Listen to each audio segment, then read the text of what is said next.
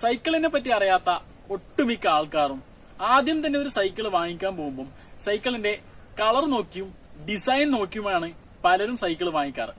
നമ്മൾ ഒരിക്കലും നമ്മളെ ആവശ്യം എന്താണെന്ന് മനസ്സിലാക്കിയിട്ട് സൈക്കിൾ വാങ്ങിക്കാൻ നിൽക്കാറില്ല. ഇന്ന് ഞാൻ ഒരു വീഡിയോ ആയിട്ട് വന്നേക്കുന്നത് ഒരു മൗണ്ടൈൻ ബൈക്കിന്റെ റിവ്യൂ ആയിട്ടാണ്. സൈക്ലോപാത്തിന്റെ പുതിയൊരു വീഡിയോയിലേക്ക് എല്ലാവർക്കും സ്വാഗതം. ഇന്ന് ഞാൻ റിവ്യൂ ചെയ്യാൻ എടുത്തിരിക്കുന്നത് ഫ്രോഗിന്റെ വൈപ്പർ X101 മോഡലാണ്. ഇതൊരു മൗണ്ടൈൻ ബൈക്കാണ്. അപ്പോൾ നമുക്കിത് കാണുമ്പോൾ തന്നെ നമുക്ക് മനസ്സിലാവും ഈ ഫ്രോഗ് സൈക്കിൾസ് ഇറക്കിയേക്കുന്നതിൽ ഏറ്റവും നല്ല ഡിസൈനും അതുപോലെ തന്നെ ഏറ്റവും നല്ല ഗ്രാഫിക്സോട് കൂടി ഇറക്കിയ ഒരു മോഡലാണ്. ഇതിന്റെ ഫ്രെയിമിലോട്ട് തന്നെ ആദ്യം പോവാം. ഇതിന്റെ ഫ്രെയിം സൈസ് വരുന്നത് 18.5 ഇഞ്ചാണ്. എന്നാ അതുപോലെ തന്നെ നമുക്ക് ഇതിന്റെ ഫ്രെയിമിന്റെ വെൽഡഡ് ക്വാളിറ്റിയും കൂടെ നമുക്കൊന്ന് ചെക്ക് ചെയ്ത് നോക്കാം.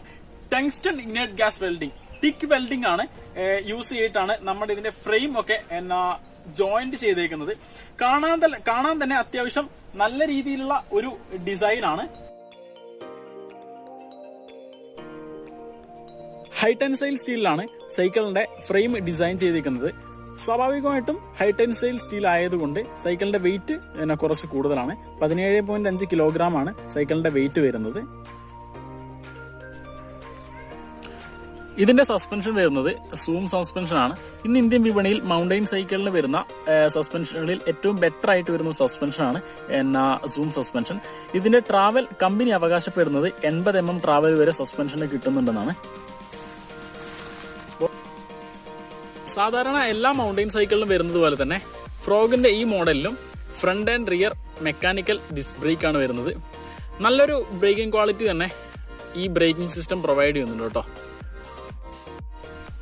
നമുക്കിതിന്റെ ടയർ എടുത്തു നോക്കിയാൽ മനസ്സിലാവും. ടയറിന്റെ സൈസ് വരുന്നത് 27.5 അതിന്റെ വിഡ്ത്ത് 2.2 ആണ്. അത്യാവശ്യം നല്ല മൗണ്ടൈൻ സൈക്കിളിന് വേണ്ട രീതിയിലുള്ള ഒരു ഗ്രിപ്പ് തന്നെയാണ് ഈ ഫ്രോഗ് സൈക്കിൾ ഇതിന് യൂസ് ചെയ്തേക്കുന്നത്. ശ്രീലങ്കൻ മെയ്ഡ് DSI ടയറാണ് ഇതിൽ യൂസ് ചെയ്തേക്കുന്നത്. നമുക്കിതിന്റെ റിം നോക്കാം. റിം എടുത്ത് നോക്കുമ്പോൾ തന്നെ ഡബിൾ വാൽ അലോയ് റിമ്മാണ് ഇതിൽ യൂസ് ചെയ്തേക്കുന്നത്.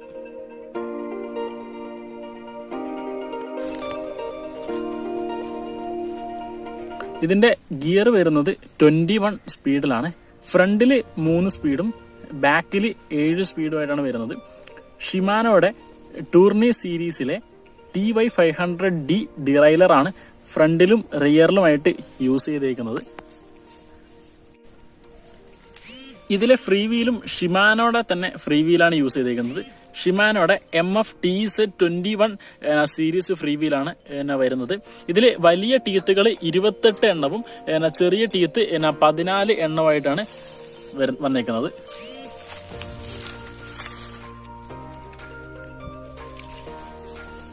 ഷിമാനോയുടെ തന്നെ EZ ഫയർ ഷിഫ്റ്റേഴ്സ് ആണ് നമ്മൾ ഇത് യൂസ് ചെയ്തേക്കുന്നത്. ഇത് നമ്മുടെ റിയർ ഷിഫ്റ്ററും കാണുന്നില്ലേ 7 സ്പീഡ് വരുന്നത്. ഇത് നമ്മുടെ ഫ്രണ്ടിലെ ഷിഫ്റ്ററുമാണ് 3 സ്പീഡായിട്ട് വരുന്നത്. Cable rooting outside cable rooting ആണ്. പിന്നെ എനിക്ക് ഈ സൈക്കിളിൽ ഒരു ഡ്രോബാക്ക് ആയിട്ട് തോന്നുന്നത് ഇതിന്റെ ഫ്രണ്ടിലും റിയറിലും ആയിട്ട് ടയറിന്റെ ക്വിക്ക് റിലീസ് വരുന്നില്ല. പക്ഷേങ്കിൽ ഇതിന്റെ സാഡിലിനൊക്കെ ക്വിക്ക് റിലീസ് ആണ് വരുന്നത്. ഹാൻഡിൽ ബാർ അലൂമിനിയം അലോയ് കൊണ്ടുണ്ടാക്കിയ ഹാൻഡിൽ ബാർ ആണ്. ഇതിന്റെ ഹെഡ്സെറ്റും അതുപോലെ തന്നെ പെഡലും കാട്രിഡ്ജും നെക്കോയുടെ ആയിട്ടാണ് വരുന്നത്. 17,199 രൂപയാണ് ഇന്ത്യൻ വിപണിയിൽ ഇന്ന് ഈ സൈക്കിളിന് ഉള്ളത്.